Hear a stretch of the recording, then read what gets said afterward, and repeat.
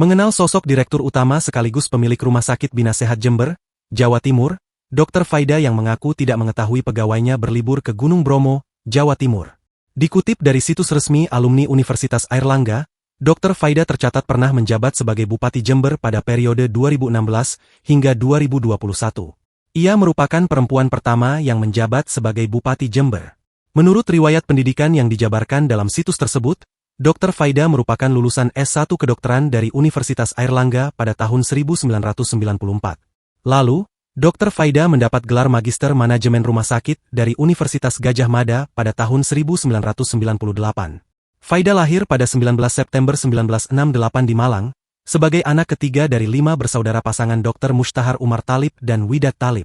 Ayahnya yang bekerja sebagai dokter dan pengelola rumah sakit menggembleng dirinya dengan keras. Diceritakan bahwa ayahnya pernah menguji Faida bermain catur dengan 2 papan. Faida mengawali karir di Rumah Sakit Al-Huda, Genteng, Banyuwangi yang merupakan milik ayahnya sendiri, sebagai staf bidang pelayanan medis.